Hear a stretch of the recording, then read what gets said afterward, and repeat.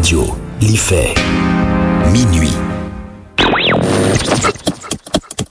106.1 FM, une tradition de radio belle et intelligente.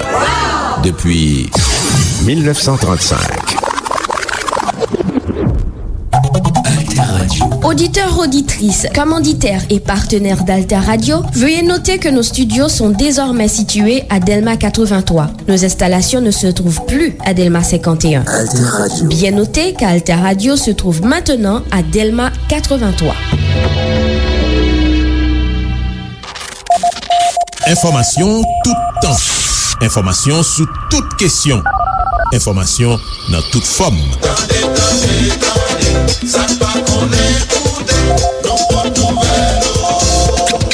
Information l'ennui pour la journée sous Alter Radio 106.1.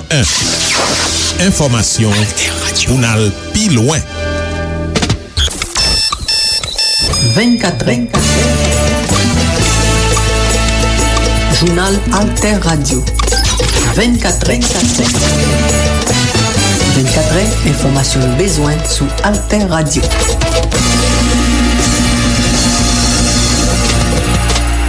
Bonjour, bonsoir tout le monde qui a écouté 24 sur Alter Radio 106.1 FM en stéréo sur www.alterradio.org ou en tuning avec toute l'autre plateforme internet you. Mais principale information nous va présenter dans l'édition 24 cap venir. Mercredi 13 juillet 2022, gen divers mouvements protestation avec barricade caoutchouc qui t'a boulé dans zone métropolitaine Port-au-Prince contre ratement gaz lan qui a persisté dans pays d'Haïti, ça qui te gain conséquences sous diverses activités, l'area te vide divers côtés, manifestants yo qui te montré tap exigé tout pour Ariel Henry retirer col dans tête l'État. Justement, ratement gaz lan toujours a persisté sous territoire national là, diverses pompes distribution rete fermées, plusieurs chauffeurs, quelques graines, machines ak motocyclettes cap essayer travail décidé augmenter grade division précaution. Ratement gaz qui a persisté dans pays d'Haïti c'est résultat corruption, monopole gaz lan nan men un petit groupe dans secteur privé d'après syndicat y aurait les secteurs transport sous route haïtien yo. Syndicat secteur transport sous route haïtien yo voyon pinga bay autorité de facto yo sous intention yo gagner pour ta augmenter prix gaz lan encore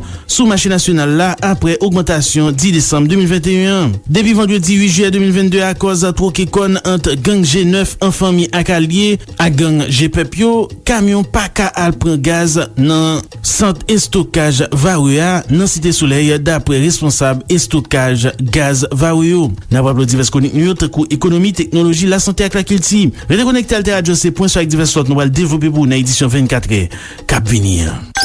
24 journal Alter Radio. Li sorti à 6h du soir, li passe tout à 10h du soir, minuit, 4h à 5h du matin et puis midi.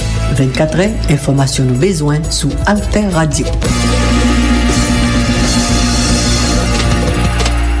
Bienvenue dans le développement 24 an démarrage journal la condition temps, possibilité activité la pluie à l'oreille jusqu'à finissement semaine sous la plupart départements pays d'Haïti masse poussière sable qui sorti dans désert Sahara dans pays africain continue la cause bouillard sous île Caraïbes, c'est une situation qui la cause bouillard avec coup de vent sous pays d'Haïti, chalet journée avec bouleverse local dans temps pour continuer bail la pluie qui marche à l'oreille dans assoir jusqu'à finissement semaine sous département nord-est nord plateau central Latibonite, Sides, Sidak-L'Ouest, côté nous joindre zone métropolitaine Port-au-Prince gen vent cap soufflé sous département pays d'Haïti pendant journée gen soleil ak bouillard dans matin ap gen nuage dans finissement après-midi ak aswè. Niveau chalet a continuer en pile sous département pays d'Haïti ni dans la journée ni dans aswè. Souti dans niveau 36 degrés Celsius, température pour descendre entre 28 pour 23 degrés Celsius.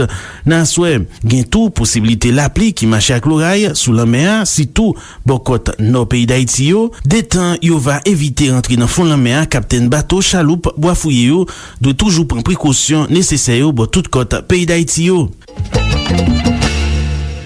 Dans chapitre insécurité, mercredi 13 juillet 2022 a gen divers mouvements protestation ak barricade caoutchouc qui t'a boulé dans zone métropolitaine Port-au-Prince contre ratement gaz lan qui a persisté dans pays d'Haïti. Ça qui te gen conséquences sous diverses activités, l'area te vide divers côtés, manifestants yo qui te montré t'a exigé tout pour Ariel Henry retirer col dans tête l'État.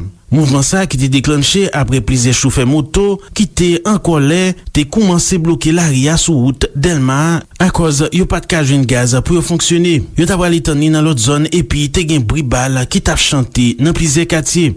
Justement, ratement gaz là persisté sous territoire national là. Diverses pompes distribution été fermées, plusieurs chauffeurs, quelques graines machines ak motocyclette cap essayer travail, décidé augmenter grade division précaution. Pendant ça, quantité moun qui a vendre gaz sous marché informel là augmenté, dans presque chaque coin dans l'area gagné moun qui a vendre gaz dans galon malgré autorité yo te sorti yon décret pour interrompre pratique ça. Dans l'area sous marché informel là, yon galon gasoline qui était capable coûter 250 goudes, dans pompio capable vendre jusqu'à 1250 goudes. Ça qui la cause un pile moun tap marché à pied sous Delma pour arriver Pétionville à cause prix course moto qui monte grade division.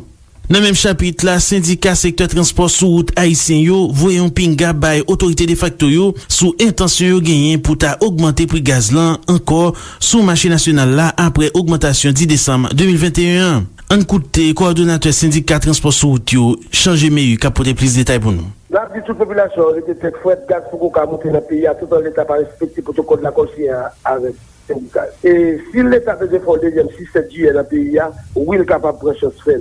Mais pour augmenter 1 centime sous gallon gaz, tout en respecter protocole d'accord, ici à syndicat, pour masse monde qui est plus mal, pour l'État arriver sur eux, mais tout en ça pas fait, nous garantissons tout le monde que cette fois, l'État va mettre 1 centime sous gallon gaz, pour que l'État apprenne à respecter l'ordre de signature.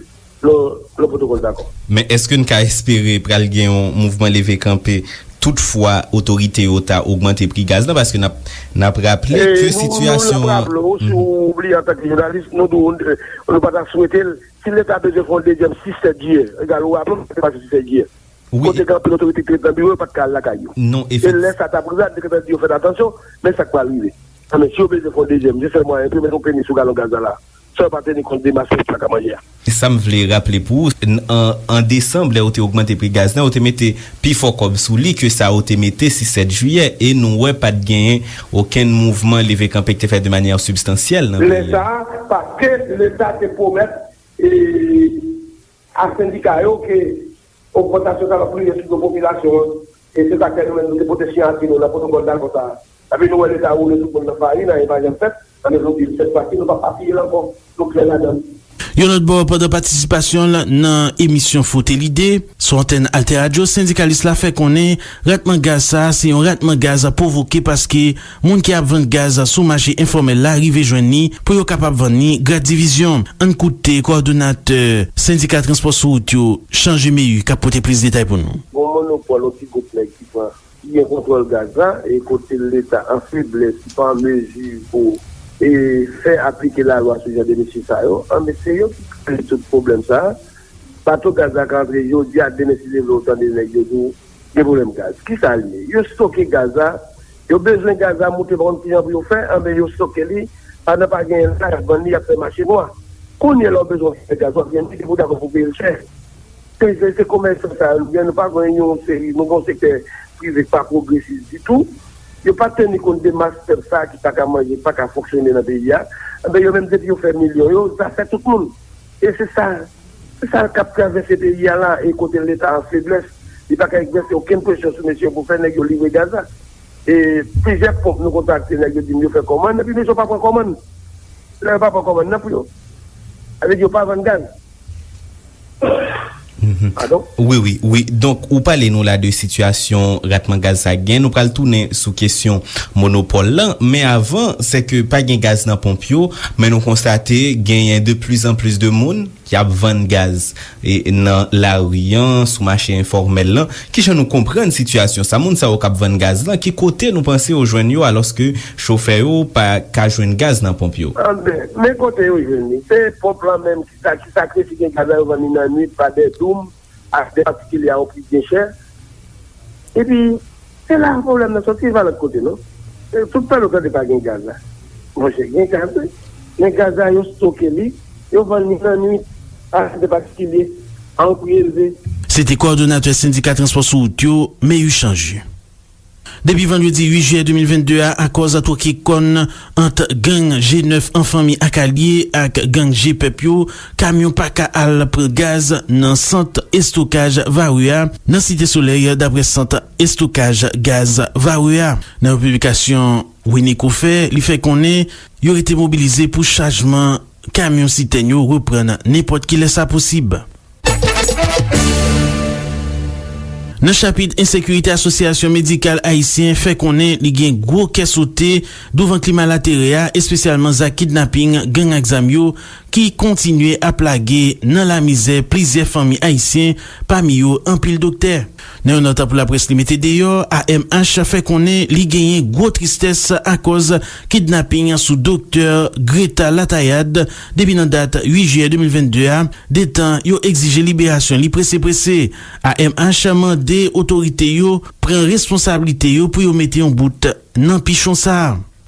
Pepiti 89 moun mouri asasine, 16 lot disparet, pami yo 21 mouri kankane, se bilan Réseau National Kap Defend Droit Moun yo RNDDH a publié mercredi 13 juillet 2021. Responsable programme nan RNDDH la, Rosie Auguste du Sénat, kritike comportement actuel la koalisyon politique ki sou pouvoi ki gen nan tèt li Premier Ministre de facto Dr. Ariel Henry ki kontinue ap mette kampe nouvo forme gouvernance politique, administration Jovenel Moïse la te impose epi ki te karakterize li nan mette kampe gang aksam yon fason pou yo kapab instaure klima latere nan peyan. An koute Rosie Auguste du Sénat kap pote plis detay pou nou. Pour que G9 fami allié rive mette à bien nouvelle guerre sa nan Cité Soleil, Centre National Équipement CNE mette à la disposition des engins lourds pour capable détruire kay moun yo et puis creuser yon passage jout pour rive nan fief bandi armé sa qui relé Gabriel Jean-Pierre là.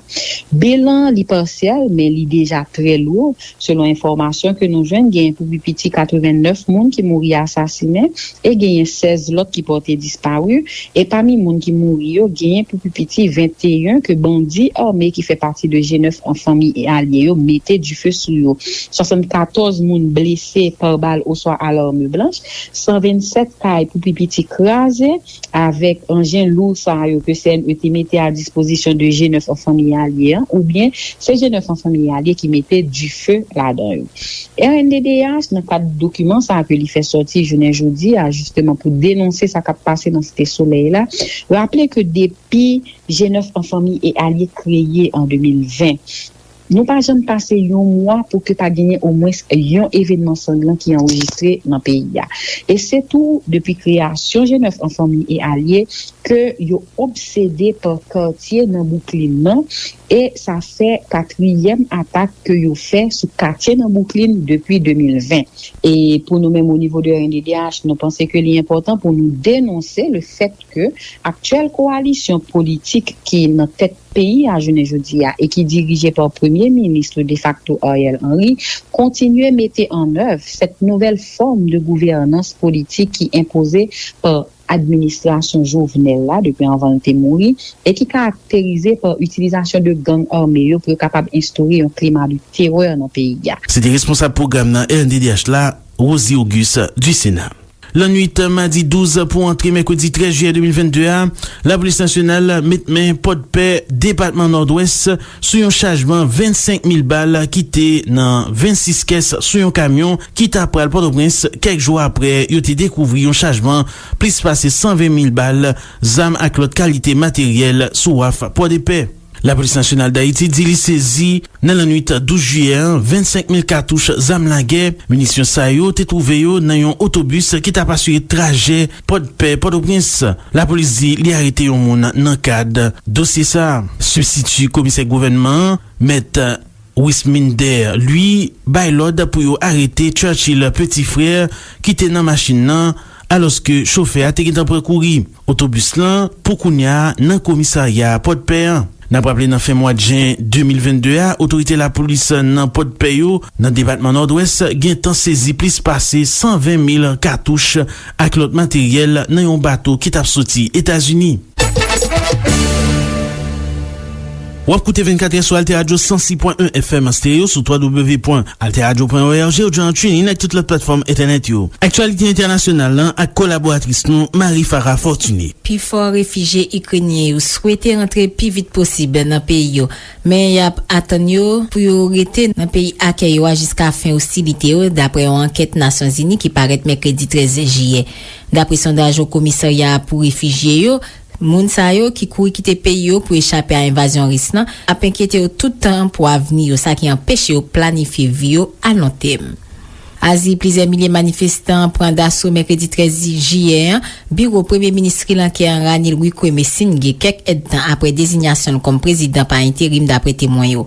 Foul lan te repousse fos lodyo epi entre nan batiman pou monte drapo peyan aloske la polis aklame tape se repousse yo ak gaz lakrimogen meto ak kanon dlo. Lot informasyon Joe Biden pou met merkredi pendant rive Israel, Etats-Unis ak Eta Hebrean pral renforse plis liyen yo kote evoke sitou yon partenarya nan sistem defans ki pi sofistike nan mod lan. Nou pral kontinye fè avanse integrasyon Israel nan rejyon, se sa prezident Ameriken ajoute, li menm ka pren li apre Arabi Saoudite, sa ki se yon referans nan prosesis rapprochman ant Eta Hebrean ak kek peyi Arab. Etats-Unis ak Israel dwe remete yo sou ray yon gwo koalisyon mondial kont program nikleer iranien. Se sa premier ministre israelien Yair Lapid afirme merkredi 13 juye nan okasyon vizit historik Joe Biden Israel. Se yon vizit historik paske l temwanye liyen ki pa kakrazi an de peyi nou yo. Se sa Yair Lapid deklare kote l di l vle diskite ak Joe Biden konsen an bezwen pou restore yon gwo koalisyon mondial pou kampe program nikleer iranien. Epi, Shanghai ap tou fe merkredi 13 juye an ba go chale, me ki an grimpe a 40,9 degrè Celsius nan metropole chinoise nan, kote l bat rekord l'année 1873 dapre servis meteorologik yo, nan mouman kote go chale la koz konsomasyon kouran bondi. Yon pati nan peyan ap fe fas denye jou sa yo akon go vag chale, temperati yo kapab aten 42 degrè Celsius nan kek rejon, la pres lokal pale konsenan kek kalanmo. Frottez l'idée. Rendez-vous chaque jour pou n'causer sous sak passé, sous l'idée k'ap glacé. Soti inedis rive 3 heures, ledi al pou vendredi, sous Alter Radio 106.1 FM. Frottez l'idée, sous Alter Radio. Relez-nous dans 28 15 73 85, voyez message dans 48 72 79 13. Communiquez ak nou tou sous Facebook ak Twitter. Frottez l'idée. Rendez-vous chaque jour pou n'causer sous sak passé, sous l'idée k'ap glacé. Soti inedis rive 3 heures, ledi al pou vendredi, sous Alter Radio 106.1 FM. alterradio.org. Frottez l'idée nan téléphone, en direct, sous WhatsApp, Facebook ak tout l'autre réseau social yo. Yon rendez-vous pou n'parler, parole pa nou.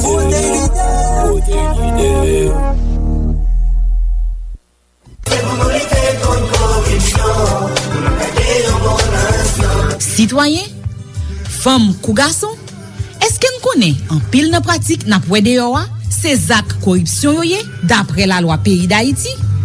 Mek ek nan yo, pren nan men kontribyab, l'ajan la loi pa prevoa ou ka pren. Bay, ou swa pren l'ajan batab, pou bay ou swa jwen servis piblik. Servi ak kontakou pou jwen servis piblik, se koripsyon sa rele. Vin riche nan volo l'ajan ak bien l'Etat, mette plis l'ajan sou bordro pou fè jiretien, lave l'ajan sal ou swa bien ki ramase nan zak kriminel, se koripsyon sa rele. Itilize pos ou okipe ya pou jwen avantaj ou swa informasyon konfinansyel pou tetou ak pou moun pa ou, pran ou swa bay kontra ilegal pou proje l'Etat realize, beneficie avantaj ilegal dan proje l'Etat ba ou kontrole pou kominote ya, se koripsyon sa rele. Citoyen, femme kou gason konsekant, nou pap si tire koripsyon, nou pap fè koripsyon. Se yo mesaj RNDDH ak Sipo ambassade la Suisse en Haïti.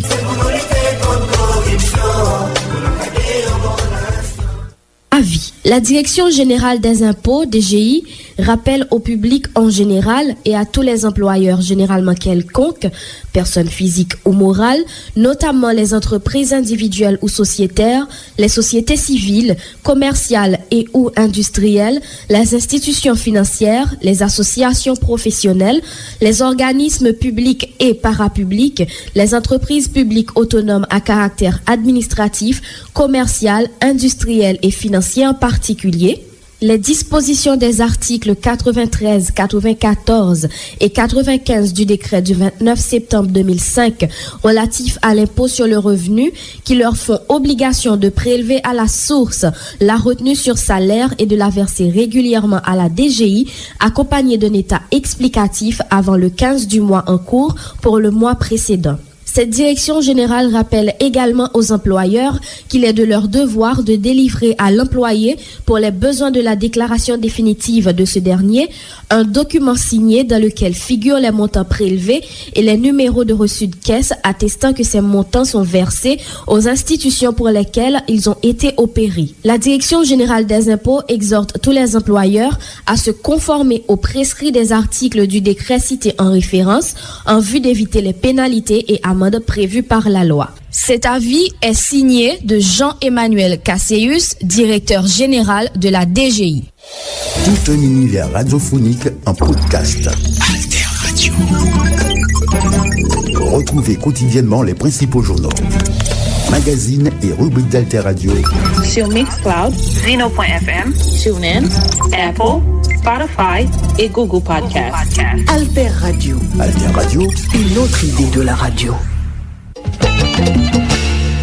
Nan ekonomi peyi Etats-Unis mette yon bout sou tarif douanier sou pano sole kap soti Kanada yo. An koute Kervens Adam Paul kap pote plis detay pou nou. Peyi Kanada ak Etats-Unis antan yo nan lide pou Ameriken yo mette yon bout nan tarif douanier sou pano soleil ki fet nan peyi Kanada yo. Ministre Commerce International la, Marie Ng, indike li antan renouvle volonté commune de peyi yo nan lide kont changement klimatik la, epi pou devlope industrie enerji renouvelable yo. Ministre Marie Ng fè deklarasyon sa pandan li tap patisipe nan yon renkont Komisyon Libre-Échange nan tap fè nan Vancouver nan peyi Kanada. Reprezentante Commerce Ameriken lan, Catherine Tailly, ak sekretè Mexiken Ekonomian, Taina Cloutier, yo menm tout te patisipe nan renkont sa. Tarif douanier Ameriken sa yo, sou prodwi soleil yo, te mette en plas sou administrasyon pasea sou prezidans Donald Trump lan nan ane 2018. Depi le sa, eksportasyon kanadyen prodwi soleil yo nan sid frontier te bese nan nivou 82% dapre Ottawa. Nan Kilti, yon komedyen grek kondane pou li pase plizye l'ane nan prison an koz li ta viole de timoun.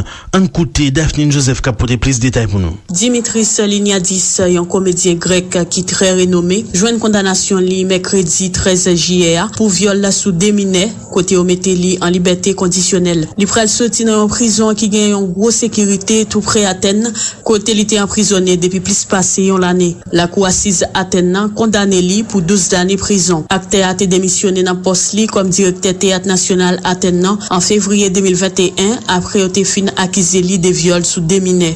La koua te fe konen pa gen ase preuve pou etabli de lot viol. Yon titan avan yo anonse verdik la mekredi 13 juillet. Prokire a propose prison ferme pou Dimitris Liniadis ki estime li ta ka komet lot krim toujou. En plus de 12 l'année prison, la genye yon caution 30 000 € pou li bay epi yo interdit li kite peyi ya.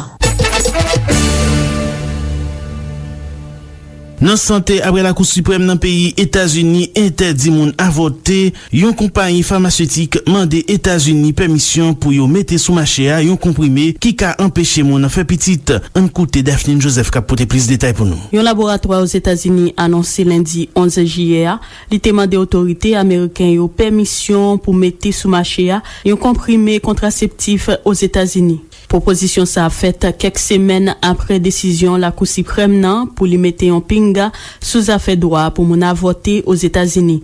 Si en filiale française, groupe pharmaceutique HRA Pharma qui déposait un dossier beaucoup d'agence médicaments américains pour un comprimé pour empêcher moun faire petite. Comprimé ça faut que prend li chaque jour, moun pas besoin ou ordonnance pour acheter li, c'est ça responsable fait qu'on est dans un communiqué. Lancement processus réglementaire après décision la Cour suprême nan pour faire tomber droit pour moun avorter li en vigueur sur tout territoire américain. Demande ça ou fait pour mettre pilule la sous marché si on sait pas coïncidence ça pas aucun rapport à décision la Cour suprême nan prend c'est ça entreprise là fait connaît. Yo fait connaît tout, y a travail sous dossier depuis 7 l'année. 24 Journal Alter Radio. Li soti a 6h du soir, li passe tout a 10h du soir, minuit, 4h à 5h du matin et puis midi. 24h, information nous besoin sous Alter Radio.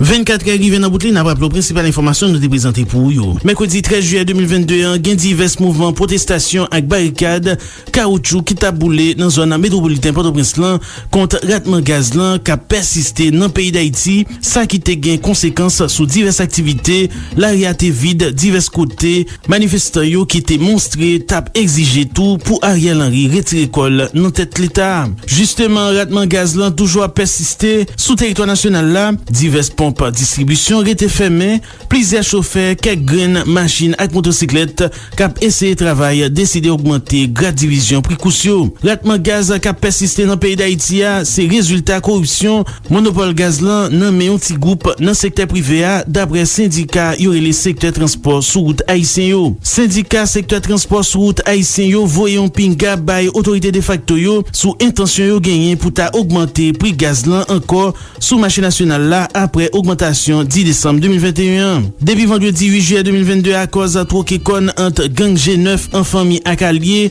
à gang G-Pepio, camion pa ka al pran gaz nan centre stockage Varouya nan Cité Soleil d'après responsable stockage gaz Varouyo. Association médicale haïtien fait connaît li gen gros ka sauté devant climat latéral, spécialement za kidnapping gang examio qui continue à plaguer dans la misère plusieurs familles haïtiens parmi yo en pile docteur. Merci toute équipe Alter Presse ak Alter Radio. Participation dans présentation Marie Farah Fortuné, Daphne Joseph, Kervins Adam Paul, dans supervision c'était Ronald Colbert ak Emmanuel Marino Bruno. Dans micro avec ou c'était Jean-Élie Paul. Ou kab réécouter émission journal ça en podcast sur Mixcloud, Zeno FM, TuneIn, Apple, Spotify ak Google Podcast. Bye bye tout le monde. 24 Journal Alter Radio. 24 information besoin sous Alter Radio.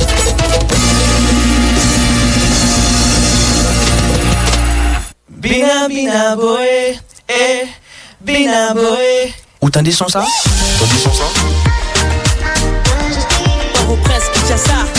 C'est 106.1 FM Alter Radio. C'est Pascal tout ça.